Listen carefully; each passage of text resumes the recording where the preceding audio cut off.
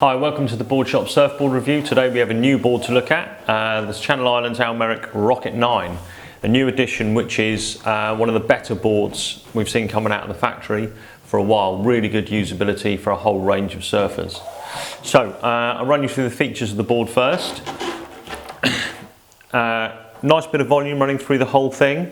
Low entry rocker, bit more rocker out of the tail. Explain why in a minute. But importantly, lots of paddleability for the average guy in average conditions. Through the bottom of the board, the wide point is just forward of centre, which helps with paddling. Then you've got a big single concave running into double and then V out through the tail. That's all designed to give you lift and therefore speed, both when paddling and also when you're up and riding. The rails aren't super chunky like a dumpster diver or something like that.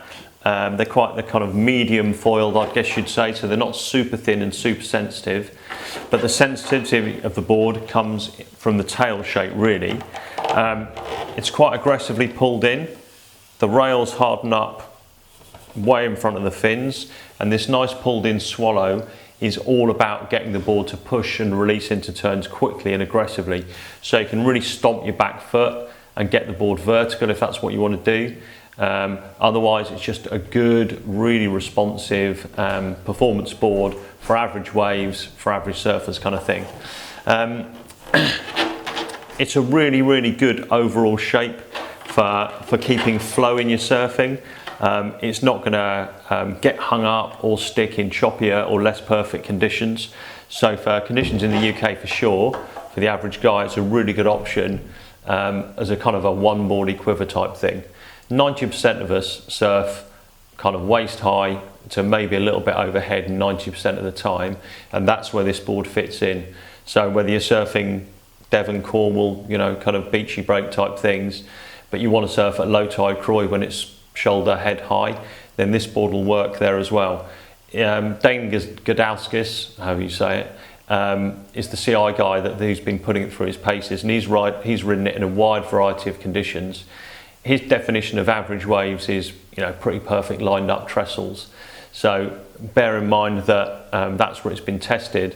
But a couple of our guys have surfed it, normal beachies in Devon, and it's worked really, really well. Fast, cruisy if you want it to be a bit cruisier, but very, very responsive when you weight up the tail and the rails at the back of the board.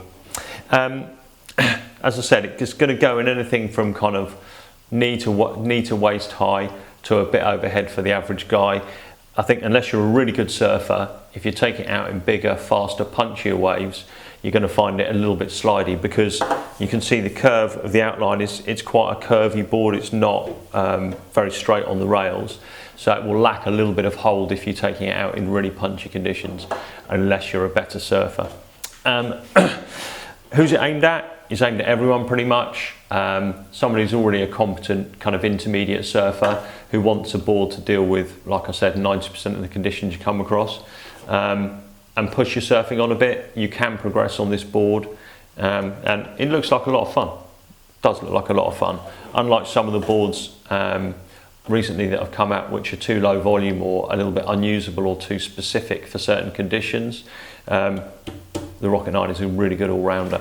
Size-wise, stick to your normal volume. Channel Islands recommend coming down 2 inches on your standard shortboard, but how many people have a standard go-to kind of conventional shortboard anymore? Not really that many.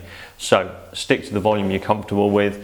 The 510 is about 31.5 litres, and me at 70 odd kilos, 6'1", that's what I'll be riding. Fin setup is the other interesting thing that we should look at, I guess. Sets up as a thruster, and there's a bit of chat about how you're going to ride it. Most people will ride it as a conventional thruster. Anyone who's used to riding fish or 20s or what have you, you can set it up with 2 bigger forward fins and a smaller trailer fin, especially if you're going to surf it in the lower end of the wave spectrum and you want a bit more drive. Those 2 bigger front fins will give you drive, and the little trailer will give you that element of control you need.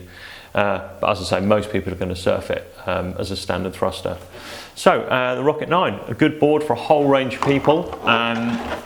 Good paddle power, volume, flat, Big wide flat section at the bottom of the board there with a single concave to get you paddling in. Stable relatively with its higher volume, and yeah, a lot of fun. If you're thinking about a new board and you're not so keen on wider tail grovelers or what have you, you want something with that little bit more performance, the Rocket 9 could be the one. As always, trade in your old board with us, buy it on 0% finance. Don't forget about our ride out guarantee. Make sure you don't get left with a 600 quid board that you can't surf. All the stuff about all of that's on the website. But there it is, the CI Rocket 9.